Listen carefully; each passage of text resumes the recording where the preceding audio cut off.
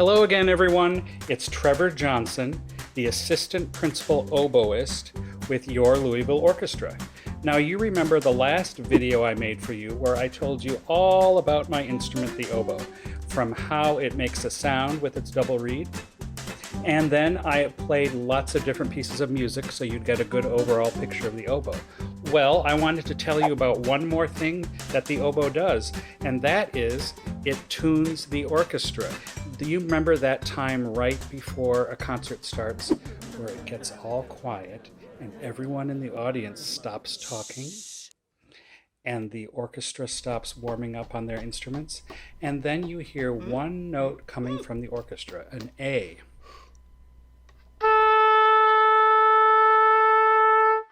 And that is the oboe playing that A. You may wonder, why does the oboe get that job of tuning the orchestra? Well, it's because of the oboe's timbre.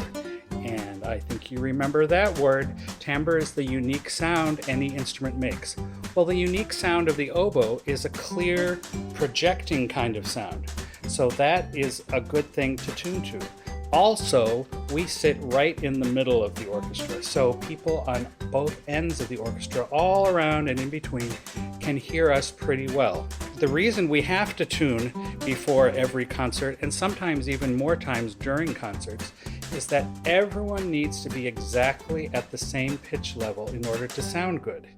You know, if two people aren't quite together in tune, because of the extra vibration that comes into your ears that doesn't really feel good or sound good. They're both playing the same note, but there's an extra vibration because it's not quite in tune, and that's what we call it.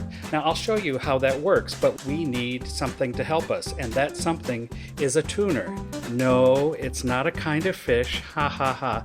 It's a little box that we use to help us show where the standard of the pitch is, so we have something to go by and the rest of the orchestra can tune to us. Ta-da! Here is my tuner.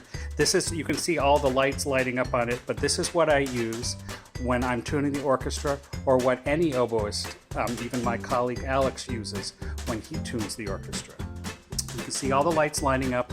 The goal for us when we play our note A is to have the green light light up in the middle all by itself. See if I can get close to that.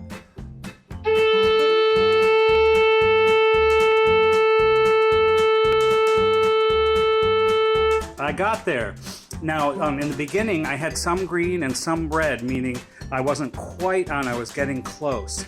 Now, the red lights tell you whether you're sharp or flat, or a little bit higher than the A, or a little bit lower than the A. If it lights up to the left of the green light, then that means you're a little bit flat or a little bit lower than the A. And if it lights up to the right of the green light, then you're a little bit sharp or a little bit higher than the A. So I can kind of make it happen by, I can make the lights do funny things if I'd like to. If I want to play a little bit low, a little bit flat, let's see if I can make that red light come on. See, it's still an A, it still sounds like an A, but it's a little bit flatter, a little bit lower. I can make it sound like an A that's a little bit higher, a little bit sharper.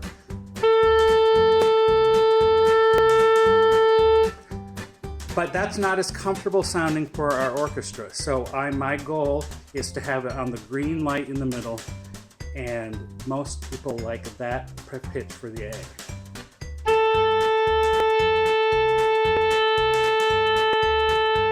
So when the oboist plays that, you can look around the orchestra and see a lot of things happening. Maybe in the string family of instruments, let's see, who's in the string family? There's the violins, there's the violas, there's the cellos and the basses, and sometimes we can consider the harp in there too, because they'll tune it the same way. Now, before I told you that it was an interesting sound of extra vibrations when it's not quite in tune with your neighbor. I don't have another instrument here, but luckily my tuner can make a noise all by itself. Let's see what happens when the tuner plays its perfect A. Let's find the perfect A here. That's a C, C sharp. Let's move all the way up to find an A. There we go. That's playing a perfectly in tune A. Now, if I play an in tune A with it, it should sound like one note.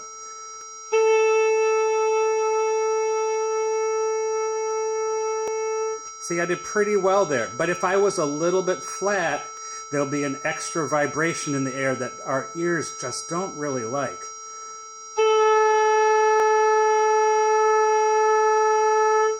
See, they're close. They're both A's, but they're not quite right. If I played it a little bit sharp, a little bit too high, it'll have the same little vibration. It's kind of uncomfortable to your ears until we match the pitches and there's not the uncomfortable extra.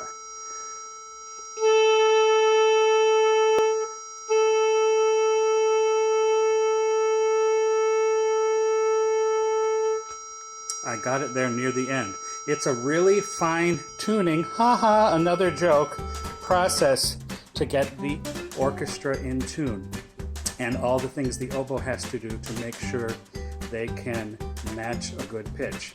Now that's what an oboist does to tune the orchestra. And this is your oboist, Trevor Johnson, saying goodbye until next time. See you later.